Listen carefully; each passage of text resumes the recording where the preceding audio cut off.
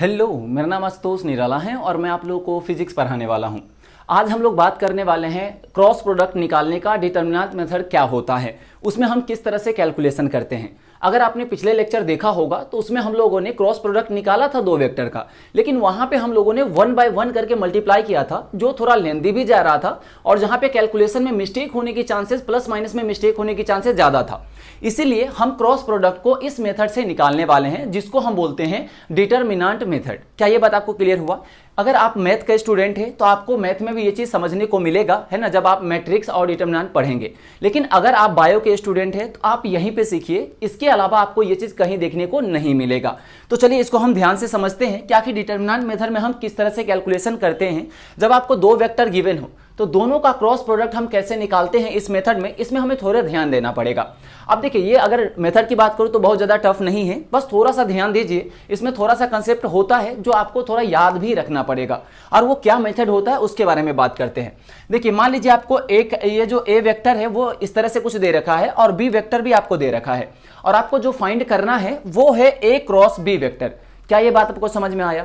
तो इसको करने के लिए आप क्या करें, डिटर्मिनेंट पहले बना लीजिए। ये जो आपको ये बक्सा दिख रहा होगा ना, जो मैं अभी बक्सा बना रहा हूं, इसी को हम बोलते हैं डिटर्मिनेंट। क्या ये बात आपको समझ में आया? ये जो बक्सा दिख रहा है इसी को हम क्या बोलते हैं, डिटर्मिनेंट बोलते हैं। अब पहली बात तो बक्सा तो बना लिया, लेकिन इसमें हम लिखेंगे क्या? कुछ लिखेंगे तभी तो बक्सा बना है। बक्सा क्यों खरीदते हैं? कुछ भरने के लिए ही ना। तो ठीक है, यहाँ पे चलिए भरते हैं। तो ये बताइए, यहाँ पे ए वेक्टर दे रखा है, बी वेक्टर, हमें दोनों का ही क्रॉस निकालना है। और यहाँ पे इंपॉर्टेंट है, यहाँ पे क्या क्रॉस निकालना है, तो ए क्रॉस बी निकालना है। अगर बी क्रॉस ए होगा तो हम वहां पे कुछ और तरीके से, यानी हमें कुछ चेंजेस करने पड़ेंगे, जो कि आपको इस एग्जांपल में समझ में आ जाएगा।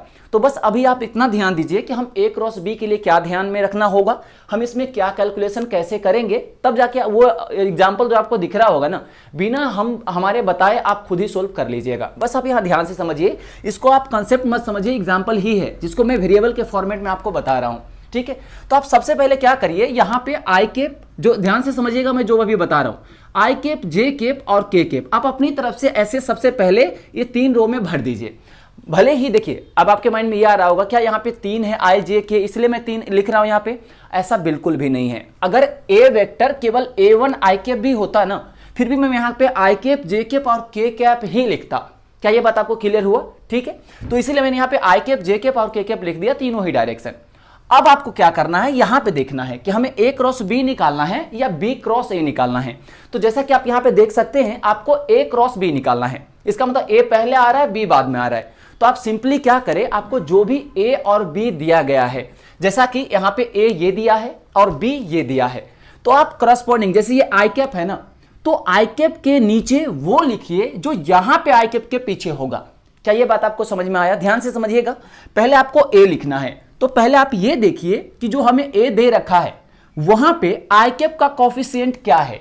आई कैप का जो भी कॉफिशिएंट होगा उसको मैं यहां आई के नीचे लिखूंगा, और पहले मैं ए को लिखूंगा क्योंकि यहां ए है।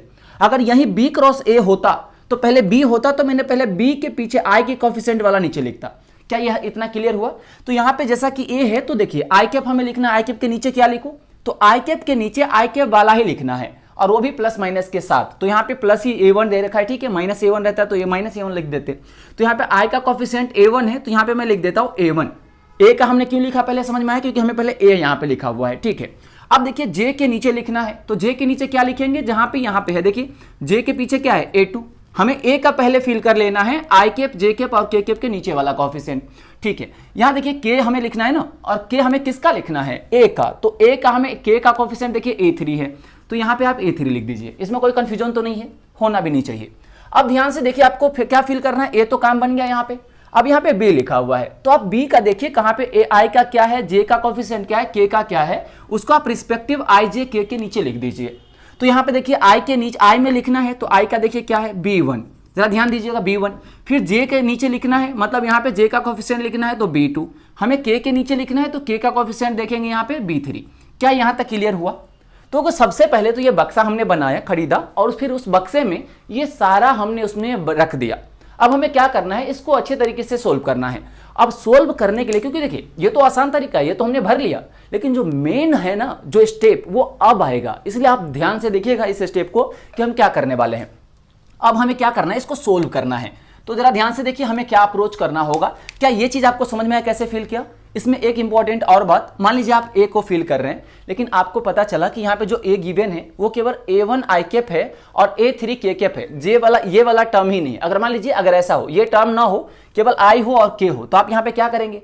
तो सिंपल सी बात है, यहाँ जे है ही नहीं तो जे के नीचे हम 0 लिख देंगे, सिंपल, जे के नीचे 0 लिख देंगे। मान लीजिए केवल यहाँ पे A1 आई कैप ही होता ए में, ये सब होता ही नहीं, तो मैं क्या करता, आई के नीचे केवल A1 लिखता, बाकी जे और के है ही नहीं, तो मैं क्या करूंगा, यहाँ पे 0 लिख दूंगा, सिंपल।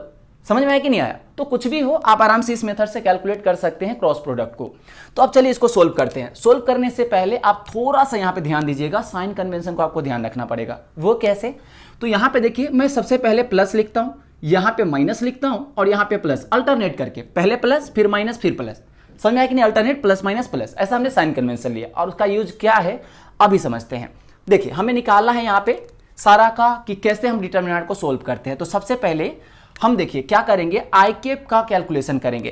कोई भी जब वेक्टर निकालते हैं, आपको ये अच्छी तरह से मालूम है कि जो क्रॉस प्रोडक्ट होता है वो एक वेक्टर क्वांटिटी होता है। इसका मतलब ये हुआ कि ये भी जो आएगा वो वेक्टर ही आएगा, इसका मतलब आई कैप, जे कैप और के कैप में ही आएगा। तो मैं बेसिकली करने क्या वाला हूं, आई कैप का कोफिशिएंट निकालने वाला हूं, जे कैप का कोफिशिएंट निकालने वाला हूं और के कैप का कोफिशिएंट निकालने वाला हूं। ये जरा ध्यान से समझिएगा। तो यहां पे सबसे पहले मैं आई कैप के लिए कैलकुलेशन कर लेता हूं। तो मैं क्या करता हूं, देखिए आई को आपने क्या लिखा, प्लस, यहां माइनस नहीं लिख सकते, साइन कन्वेंशन यही लेना है आपको, पहले प्लस फिर माइनस फिर प्लस।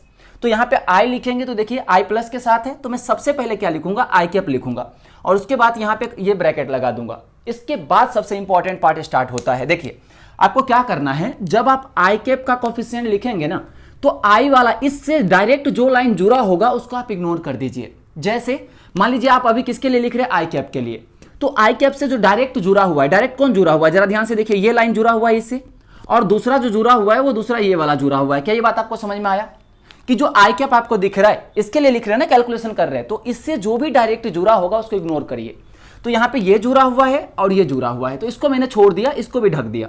केवल क्या बचेगा, देखिए इस दोनों को ढक दे तो क्या बचेगा, A2 A3 B2 B3। फिर उसके बाद आप क्या करें, उसके बाद आप इसको इससे मल्टीप्लाई करें, उसके बाद माइनस करके इसको इसके साथ मल्टीप्लाई करें।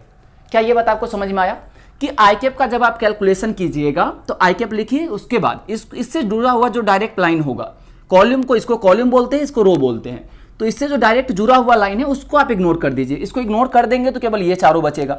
फिर क्या करना है आपको, ऊपर से ऐसे स्मॉल आर बनाइए, नॉर्मली समझने के लिए मैं बता रहा हूं, स्मॉल आर बनाइए, ऐसे स्मॉल आर बना दिया और आपको इसको इससे मल्टीप्लाई करना है, फिर माइनस करके इसको इससे मल्टीप्लाई करना है। क्या क्लियर हुआ? अब चलिए मैं लिख के बता देता हूं। आई कैप लिखा, फिर इसको इग्नोर किया, हमें इसको इससे मल्टीप्लाई करना है, तो क्या बनेगा यहां से A2 B3। क्या ये बात आपको समझ में आया? उसके बाद फिर माइनस, पहले इसको इससे मल्टीप्लाई करिए, फिर माइनस इसको इससे मल्टीप्लाई करना है, फिर माइनस B2 A3। क्या ये बात आपको समझ में आया? तो अभी जो हमने केवल लिखा है वो आई कैप का कोफिशिएंट लिखा हुआ है, इसमें कोई डाउट तो नहीं आना चाहिए। ठीक है, अब हमें क्या करना है, यहाँ जे कैप का लिखना है। तो जरा ध्यान से समझिएगा, यहाँ जे कैप को लिखने के लिए हमें क्या ध्यान में रखना पड़ेगा। तो हम अब क्या करेंगे, फिर लिखिए यहाँ पे प्लस है कि माइनस, तो हमने आई कैप का प्लस के साथ लिखा। अब जे का जब कोफिशिएंट लिखेंगे तो यहाँ जे का माइनस है, तो हम लिखेंगे माइनस और उसके बाद लिखेंगे यहाँ पे जे कैप, और उसके बाद फिर से क्या करेंगे, तो जे वाले से जो लाइन डायरेक्ट जुड़ा हुआ है उसको इग्नोर करेंगे। तो इस केस में, इसको चलिए मैं मिटा देता हूं। अब इस केस में अगर आप ध्यान से देखिएगा तो देखिए इस जे वाले से डायरेक्ट कौन सा लाइन जुड़ा हुआ है, तो देखिए जे वाले से ये लाइन जुड़ा हुआ है और उसके बाद ये लाइन डायरेक्ट जुड़ा हुआ है। तो आप इसको और इसको इग्नोर करिए। देखिए अगर मैं इसको और इसको इग्नोर करूं, क्योंकि जे से डायरेक्ट जुड़ा हुआ है और ये भी जुड़ा हुआ है, तो इससे जुड़े वाले कॉलम, ये रो और कॉलम को इग्नोर करिए। तो इसको जैसे इग्नोर करेंगे तो A1 A3 B1 और B3 बचेगा। तो क्या करना है, इसको इससे मल्टीप्लाई, फिर यहाँ इसको इससे मल्टीप्लाई करना है। तो जरा ध्यान से देखिए, मैंने इसको लिख रहा हूं तो इसको इग्नोर किया, इसको इग्नोर किया। जब आप प्रैक्टिस करेंगे तो ये सब आ जाएगा, अभी भले ही टफ लग रहा हो, बस ध्यान से सुनिए। इसको इग्नोर किया, इसको इग्नोर किया, तो इसको इससे मल्टीप्लाई किया, ऐसे स्मॉल आर बनाइए। तो इसको इससे मल्टीप्लाई करेंगे तो A1 B3 बनेगा, A1 B3, उसके बाद माइनस, उसके बाद आपको क्या लिखना है, माइनस लिखना है। जरा ध्यान से समझिएगा, इसको इससे कर दिया, उसका देखिए ज्यादातर मिस्टेक जो होता है ना, हम धरफड़ में इसको इससे या इसको इससे कर देते हैं। तो ये ध्यान रखिए, इसका लिख रहे हैं तो हमें इसको और इसको छोड़ देना है। तो इसको इससे मल्टीप्लाई किया, फिर माइनस, उसके बाद ये B1 से A3 में, तो B1 में A3 से मल्टीप्लाई किया। क्या बात आपको समझ में आया? उसके बाद आप K का लिखिएगा, तो K का क्या है, प्लस, तो यहाँ पे हम लिखेंगे प्लस। यहाँ तक क्लियर हुआ? उसके बाद K से जो डायरेक्ट जुड़ा हुआ है, यहाँ पे कॉलम को इग्नोर करिए, रो को, तो इसको और इसको इग्नोर करेंगे तो क्या बचेगा, A1 A2 B1 B2, तो इसको इसके साथ मल्टीप्लाई कीजिए और उससे पहले आप प्लस के लिख दीजिए जो यहाँ पे है, तो यहाँ पे लिखा, उसके बाद इसको इसके साथ, तो a1 b2 minus of b1 a2, तो यहाँ से b1 a2। क्या ये बात आपको समझ में आया?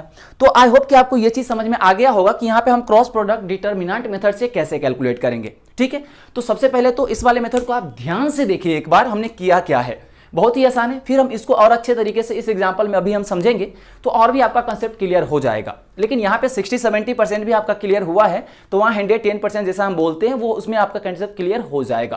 क्या यहाँ तक क्लियर हुआ? तो आप इसको अच्छे से ध्यान से देखिए। अब चलिए हम देखते हैं इसमें एग्जाम्पल की तरफ। तो जैसा कि यहाँ पे आपको ए वेक्टर और बी वेक्टर दे रखा है और फिर आपसे पूछा गया है कि बताओ बी क्रॉस ए वेक्टर क्या होगा। यहाँ पे देखिए हमने ए क्रॉस बी निकाला है, वहां पे आपसे बी क्रॉस ए पूछा जा रहा है। तो कोई बात नहीं भैया, ए क्रॉस बी पूछे या बी क्रॉस ए पूछे, हमने तो समझ लिया है, अब कोई दिक्कत वाली बात नहीं है, आप कुछ भी पूछ लो, मैं तो कर ही दूंगा, है कि नहीं। तो सबसे पहले आपको क्या करना है, एक बक्सा खरीदना है ताकि आप बक्सा में ये सारे जो ए और बी दे रखा है उसको कैद कर सके, और कैद करके फिर अपने अकॉर्डिंग उसको चला सके, जैसा कि यहाँ पे हमने अपने अकॉर्डिंग चलाया था। ये बात समझ में आया? तो चलिए सबसे पहले मैं क्या करता हूँ, एक बक्सा बनाता हूँ और बक्से का नाम क्या है, डिटर्मिनेंट। ठीक है, इसलिए हमने इसको नाम दिया है डिटर्मिनेंट मेथड। इसमें मैथ में आप पढ़ते हैं, ठीक है, कोई बात नहीं, अब अभी पढ़ लीजिए, अभी मैं बता रहा हूँ ना। तो यहाँ पे सबसे पहले आप क्या करें, आई कैप, जे कैप और के कैप, इसको आप इस तरह से लिख डालें, या इसमें आई जे के हो या ना हो, आपको आई जे के तीनों ही लिखना है। उसके बाद यहाँ पे देखिए पहले बी है या ए, तो पहले बी है, तो हमें पहले क्या करना होगा, जो बी का जो बी वाला जो वेक्टर आपको दे रखा है, जैसा कि यहाँ पे ये दिया है, तो इस बी वाले वेक्टर में आई जे और के का जो भी कोफिशिएंट रहेगा उसको हमें आई जे और के करस्पॉन्डिंग नीचे लिख देना है। अगर मान लीजिए इसमें जे नहीं होता तो मैं जे के नीचे 0 लिख देता। क्या समझ में आया आपको?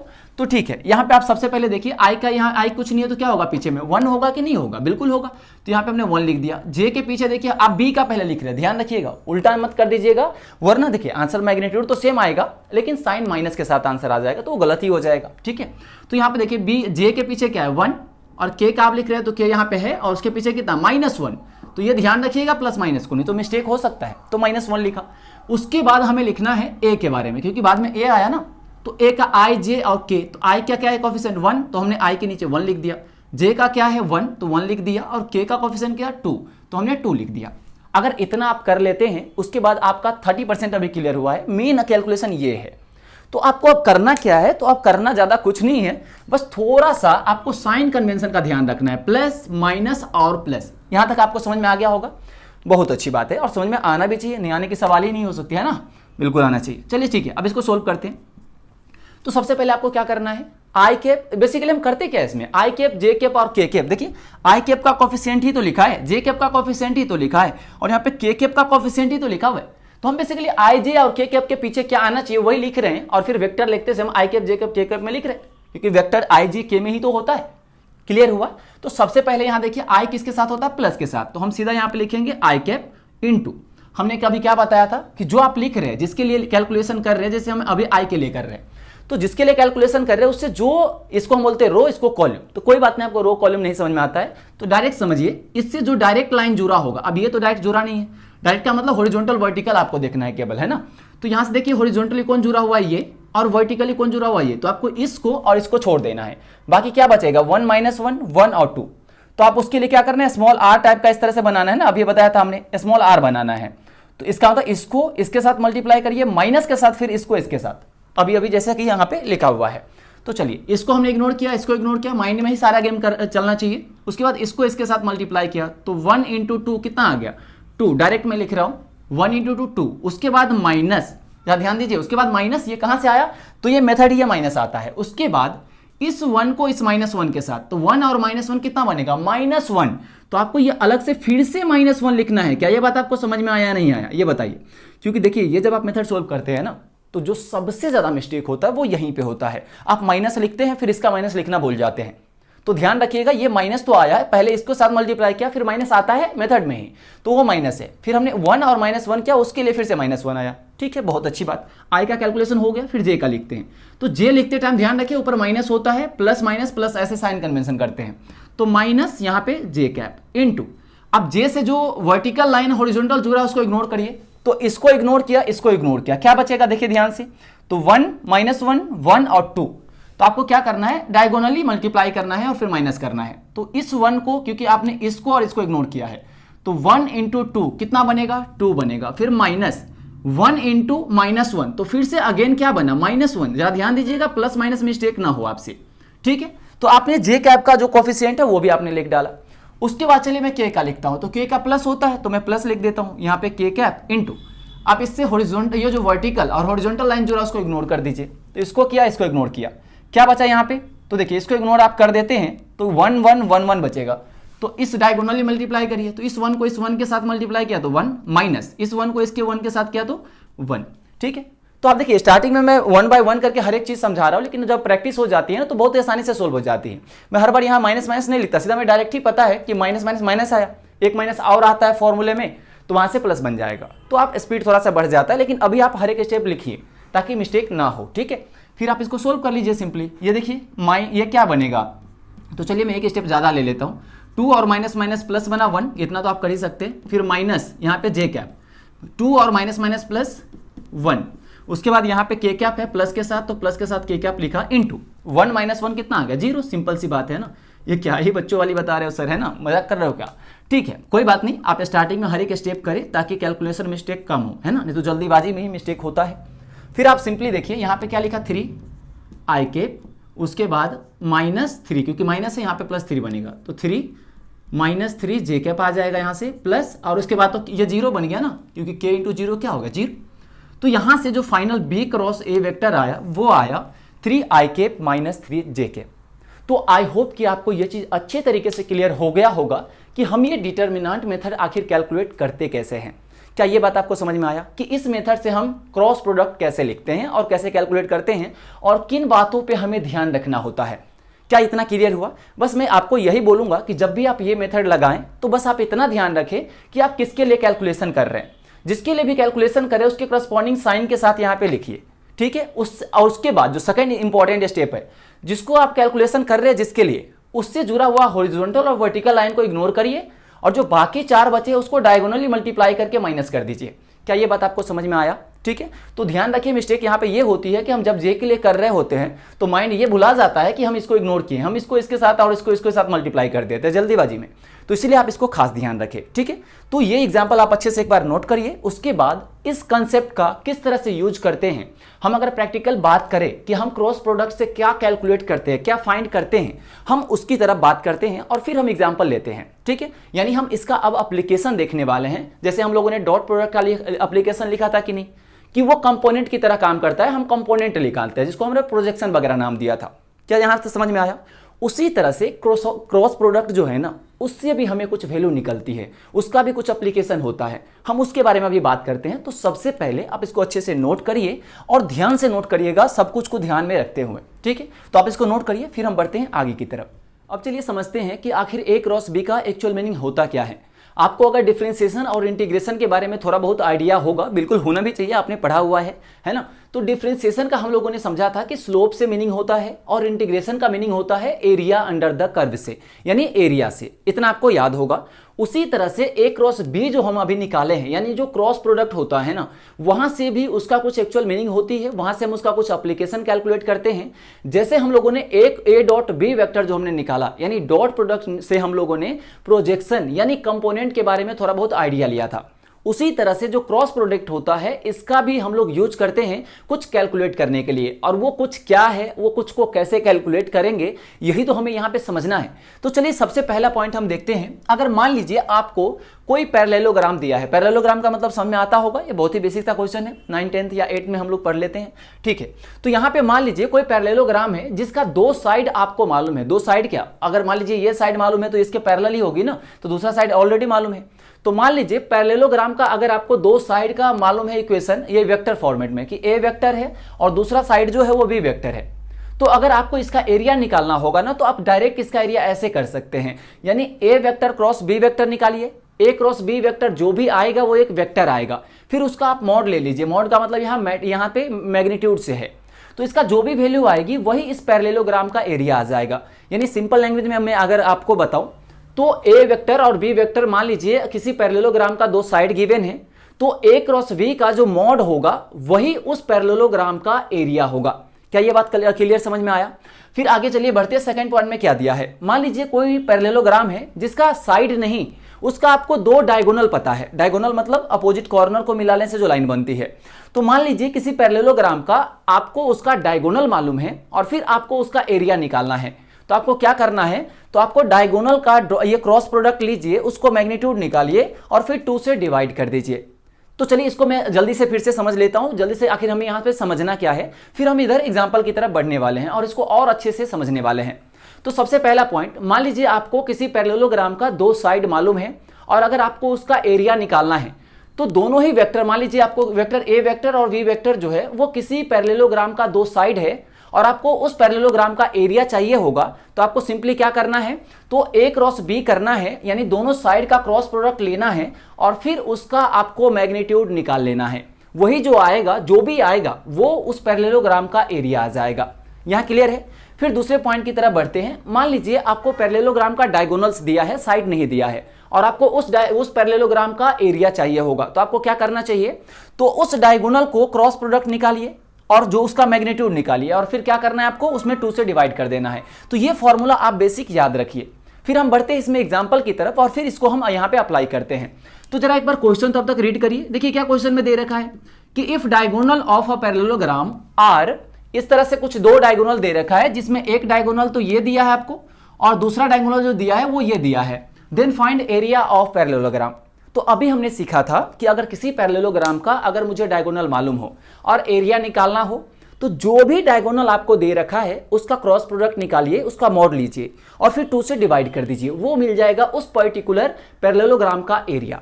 अगर साइड गिवन होगा तो साइड का क्रॉस प्रोडक्ट लेके उसका मॉड ले लेंगे तो सीधा एरिया मिल जाएगा, उसमें 2 से डिवाइड नहीं करना। 2 से डिवाइड हम कब करते हैं, जब हमें डायगोनल गिवन होता है। तो जैसा कि इस क्वेश्चन में आपको डायगोनल ही दिया है, इसका मतलब ये हुआ, चलिए मैं इसको कुछ एज्यूम कर लेता हूं जैसा कि हमने यहां एज्यूम किया था। तो चलिए मैं एक डायगोनल को पी वेक्टर बोल देता हूं, है ना, जो कि क्या है यहाँ पे आई के माइनस जे के प्लस 2k के। क्या यहाँ क्लियर हुआ। फिर यहाँ पे दूसरा जो डायगोनल दे रखा है ये मैं अपनी तरफ से एज्यूम कर रहा हूं ताकि लिखने में थोड़ा आसानी होगा। ये 3i के माइनस के, ये आपको दूसरा डायगोनल दिया है और आपको कैलकुलेट करना है कि बताइए कि पैरेललोग्राम का एरिया क्या आ जाएगा। अगर मैं इसको डायग्राम से अगर मैं आपको दिखाने की कोशिश करूं तो ये कुछ ऐसा है। मान लीजिए यहां से ये जो है वो p वेक्टर है और यहां से यहां जो दे रखा है सपोज कीजिए q वेक्टर है जिसको हमने यहां पे लिखा हुआ है। तो आपको एरिया निकालने के लिए सिंपल करना क्या है, तो आपको सिंपल फॉर्मूला यहां पे याद रहना चाहिए कि p vector cross q vector का मॉड डिवाइडेड बाय 2। अब आपके माइंड में एक चीज और आ रहा होगा कि क्या सर हम यहाँ पे q क्रॉस p नहीं कर सकते। बिल्कुल कर सकते हैं। यहाँ पे उसके बाद आप मैग्नीट्यूड अगर लेते हैं तो माइनस जो होगा वो प्लस बन जाएगा, कोई फर्क नहीं पड़ेगा। आप p क्रॉस q निकालिए या q क्रॉस p निकालिए, फाइनली आप इसका मॉड लेने वाले हैं, मतलब जो भी वैल्यू आएगी उसका मैग्नीट्यूड यानी प्लस ही लेने वाले हैं आप, तो कोई फर्क नहीं पड़ेगा, आप ले सकते हैं। तो चलिए सबसे पहले मैं एरिया निकालता हूं, लेकिन एरिया से पहले मैं p क्रॉस q निकालना पड़ेगा। तो यहां से p vector cross q vector, चलिए अभी सीखा था कि हम मैट्रिक्स मेथड से कैसे कैलकुलेट करते हैं क्रॉस प्रोडक्ट, तो यहां से आप कैलकुलेट कर सकते हैं। तो सबसे पहले क्या करना है, बक्सा बनाना है और उस बक्से के अंदर आई केप, जे केप और के केप लिखना है जैसा कि हमने लिखा हुआ था, ठीक है। उसके बाद आपको क्या करना है कि सबसे पहले p लिखा है आपने, q भी लिख सकते थे तो q के करस्पॉन्डिंग बात कर लेते, हमने p लिखा है तो p के करस्पॉन्डिंग बात करते हैं। तो यहाँ p क्या दे रखा है ये, तो आई केप का कोफिशिएंट 1 है तो हमने 1 लिख दिया, जे केप का कोफिशिएंट -1 है तो -1, यहाँ पे के केप का कोफिशिएंट 2 है तो 2 लिख दिया। यहाँ q बाद में q का देखिए आई केप का कोफिशिएंट 3 है तो आई केप के नीचे 3 लिखा। यहाँ जे केप है ही नहीं, तो जे कैप है ही नहीं तो क्या यहाँ पे हम क्या लिखे, फिर बताइए क्या छोड़ दे क्वेश्चन को, ऐसा बिल्कुल भी नहीं है। जे कैप नहीं है तो इसको समझने के लिए आप ऐसे बोल सकते हैं। ध्यान से देखिएगा, मैं क्या करता हूँ इसको थोड़ी देर के लिए हटाता हूँ और चलिए मैं यहाँ पे ये लिख देता हूँ प्लस यहाँ पे लिखा हुआ है 0 जे कैप और उसके बाद जैसा कि दे रखा है -3 या माइनस के कैप है ना सीधा, तो यहाँ पे माइनस के कैप आपको मान लीजिए ऐसा कुछ दे रखा है।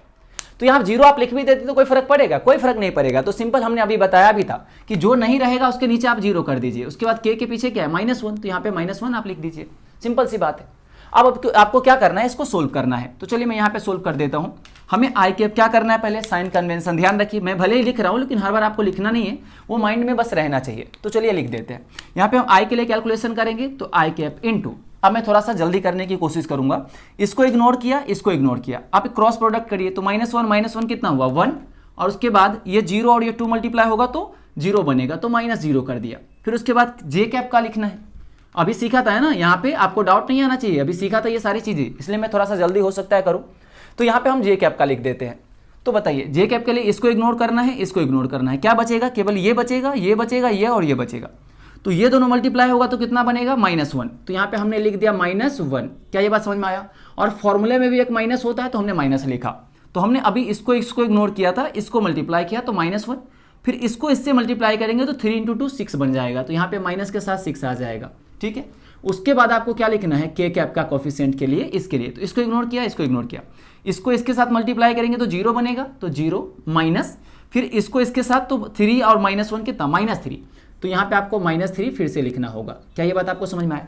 अब चलिए इसको सोल्व करते हैं। तो यहाँ पे बनेगा आई कैप, मैं लिख देता हूँ सीधा, यहाँ पे बना आई कैप, उसके बाद यहाँ से -6 -1 -7 बनेगा और माइनस बाहर भी है तो प्लस बन जाएगा, यानी +7 जे कैप बनेगा। और ये क्या बनेगा, माइनस माइनस प्लस, यानी +3 के कैप। क्या ये बात आपको समझ में आया?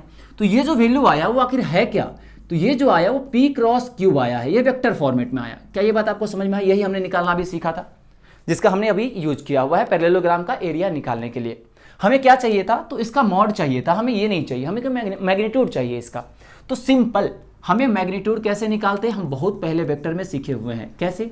तो सिंपल क्या करना है, यहाँ पे अंडर रूट करना है आई कैप का जो भी कोफिशिएंट है उसका स्क्वायर, यानी 1 का स्क्वायर, प्लस जे कैप का जो भी कोफिशिएंट है यानी 7 का स्क्वायर, के कैप का जो भी कोफिशिएंट है यानी 3 का स्क्वायर। तो आप इसको जरा स्क्वायर करिए और बताइए कितना आ रहा है। तो 1 + 49, 7 का स्क्वायर 49 यानी 50 बन गया, और 9 यानी यहाँ से जो बनेगा वो √59 बनेगा। क्या ये बात आपको समझ में आया? जो कि ये वैल्यू आ गया। हमें निकालना था एरिया, तो एरिया के लिए हमने अभी अभी फॉर्मूला लिखा था mod of P × Q divided by 2। तो यहाँ से P × Q निकला है अभी अभी √59/2। तो ये जो आया, आप कोई यूनिट नहीं है तो स्क्वायर यूनिट में बोल देता हूँ यहाँ पे। ठीक है, तो फाइनल जो आंसर आया वो ये आंसर आ गया कि √59 डिवाइडेड बाई 2। तो फाइनल आंसर जो आया पैरेललोग्राम का एरिया वो ये आया। तो आई होप कि आपको ये सारी चीजें एकदम डिटेल में क्लियर हो गया होगा कि हम मैट्रिक्स मेथड का यूज क्रॉस प्रोडक्ट निकालने के लिए कैसे करते हैं, और फिर उससे भी ज्यादा इंपॉर्टेंट कि उसका एप्लीकेशन क्या है। तो उसका एप्लीकेशन है पैरेललोग्राम का एरिया कैलकुलेट करने के लिए। यानी अगर मान लीजिए आपको क्रॉस प्रोडक्ट का जब भी एप्लीकेशन पूछा जाए तो यही पैरेललोग्राम की एरिया से ही बातें होती हैं। क्या ये बात आपको समझ में आया? तो सबसे पहली बात कि अगर मान लीजिए किसी भी पैरेललोग्राम का आपको 2 साइड गिवन है और अगर आपको उसका एरिया निकालना होगा तो आपको क्या करना होगा, दोनों का क्रॉस प्रोडक्ट लेके मैग्नीट्यूड करना है। वहीं पे अगर दोनों का डायगोनल दे रखा है तो दोनों का डायगोनल का डॉट ये क्रॉस प्रोडक्ट निकालिए, उसका मैग्नीट्यूड करना है और उसके बाद आपको क्या करना है, उसमें 2 से डिवाइड करना है। तो ये आपको पैरेललोग्राम का एरिया दे देगा, जिसको हम लोगों ने यहाँ एग्जाम्पल के हिसाब से समझा भी हुआ है। ठीक है, तो आई होप कि आपको ये सारी चीजें अच्छे से क्लियर हो गया होगा। आप सारी चीजों को अच्छे से नोट करिए और फिर हर एक एग्जाम्पल को बिना सॉल्यूशन देखे खुद से सोल्व करिए।